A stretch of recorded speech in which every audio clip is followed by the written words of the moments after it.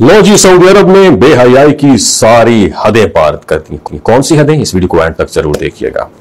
एक वक्त था जब दुनिया के कोने कोने से मुसलमान दिल में इश्क रसूल और मोहब्बत हरम लिए खाना काबा का तवाफ करने आते थे। आंखों से आंसू रवा होते थे, दिलों में सुकून उतरता था, रूहें जिक्र तस्वीर से मुअत्तर हो जाती थी। मगर आज जब हम उसी सरजमीन को देखते हैं तो दिल कांप उठता है, रूह तड़प जाती है और जबान बेसाख्ता कहती है, क्या ये वही मुकाम मुक़द्दस है जिसे रब कायनात ने अपने घर के लिए सिलेक्ट किया था?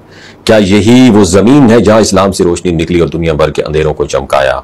आज का सऊदी अरब वो सऊदी अरब नहीं रहा जिसने इस्लाम की परवरिश की, बल्कि आज वहां के मनाजर दिल देख के अफसोस होता है, जैसे बेहयाई, फुहाशी और दुनिया परस्ती का कला बन चुका हो। एक वक्त था जब औरत को 7 पर्दों में महफूज रखा जाता था, मगर आज उसी पाक सरजमीन की बेटियां नीम बरहना लिबास पहनकर आंखों में बेहयाई और अंदाज में दावत निजारा लिए गैर मुस्लिम यहूदियों को खुश आमदीद कहती हुई दिखाई देती हैं।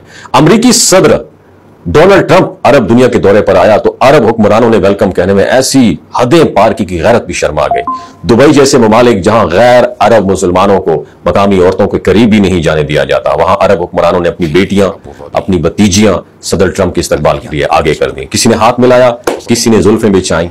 ये वही अरब है नादरीन जिनके पास खरबों की दौलत है, मगर गुलामी का तौक आज भी जहनों पर सवार है। ट्रंप या कोई और हो, उनके सामने झुकने में फख्र महसूस करते हैं। अगर यही हरकत किसी पाकिस्तानी ने की होती तो सोशल मीडिया पर तूफान बरपा हो चुका था। अफसोस इस बात का कि दौलत आने के बाद सकाफत, गैरत और खुददारी बाकी न रही।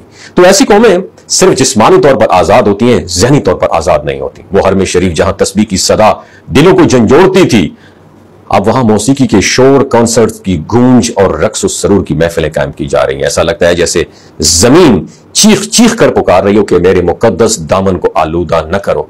मगर इक्तदार के नशे में चूर, दुनिया की खुशनुदी में गुम, ये हुक्मरान सुनने को तैयार ही नहीं है। ये सब देखकर दिल सवाल करता है, क्या वो अहादीस मुबारका पूरी हो चुकी हैं? जिनमें नबी करीम सल्लल्लाहु अलैहि वसल्लम ने फरमाया था कि एक वक्त आएगा जब अरब के सहरा महलों में तब्दील हो जाएंगे, जब उम्मत के रहनुमा गुमराह हो जाएंगे और जब बैतुल्लाह की हुर्मत पामाल की जाएगी। क्या हम वही दौर देख रहे हैं जिसे रसूलुल्लाह सल्लल्लाहु अलैहि वसल्लम ने फितनों का जमाना कहा था?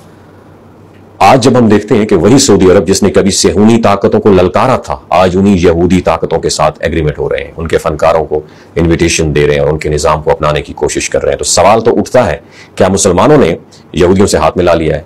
क्या हमने खुद ही अपने दुश्मनों को अपने घरों में जगह दे दी है? और ये सब कुछ सिर्फ इक़्तिदार, शोहरत और मगरिब की खुशनुदी के लिए किया जा रहा है। वो हुक्मरान जिन्हें उम्मत मुस्लिमा की रहनुमाई करनी थी, आज वही उम्मत की गुमराही, फितना और फहाशी की तरफ लेके जा रहे हैं उम्मत को। क्या ये वही लोग नहीं जिनके बारे में नबी पाक सल्लल्लाहु अलैहि वसल्लम ने फरमाया था कि आखिरी जमाने में ऐसे हुक्मरान आएंगे जो दज्जाल के एजेंडे को प्रमोट करेंगे? क्या ये मुमकिन है कि ये नाम नेहाद रहनुमा ही असली दज्जाल के सिस्टम के नुमाइंदे हों? जो निजाम जो दुनिया को दीन से दूर कर रहा है, जिसका मकसद सिर्फ लज्जत परस्ती, दौलत परस्ती और रूहानियत का कत्ल है। क्या हम समझ पाए हैं कि कयामत का आगाज हो चुका है या अभी कुछ बड़े फितनों का ज़हूर बाकी है? हमें इस वक्त की जरूरत है कि हम आंखें खोलें, दिल को झंझोड़ें और अपनी कौम, अपने ईमान और अपने किबला अवल हरमैन शरीफैन की हुर्मत के लिए आवाज बुलंद करें। ये वक्त तमाशाई बनने का नहीं, ये वक्त तौबा, रुजू और सच को बयान करने का है। वरना वो वक्त दूर नहीं जब सब कुछ हमारे सामने होगा मगर हम कुछ भी नहीं कर सकेंगे। याद रखो, जो कौमें अपने मुकद्दस मुकामात की हुर्मत का दिफा नहीं करती, वो तारीख के कब्रिस्तानों में दफन हो जाती हैं। अगर आज हमने खामोशी इख्तियार की तो कल हमारे बच्चों को एक ऐसा इस्लाम मिलेगा जो सिर्फ नाम का रह जाएगा और जिसमें रूहानियत, हया और इश्क़ रसूल का नामो निशान नहीं होगा। यह वक्त जागने का है, हकीकत को आइडेंटिफाई करने के लिए, हक के लिए डट जाने का वक्त है। पाकिस्तान जिंदाबाद, इस्लाम जिंदाबाद, वमा अलैना इल्लल बलागुल मुबीन।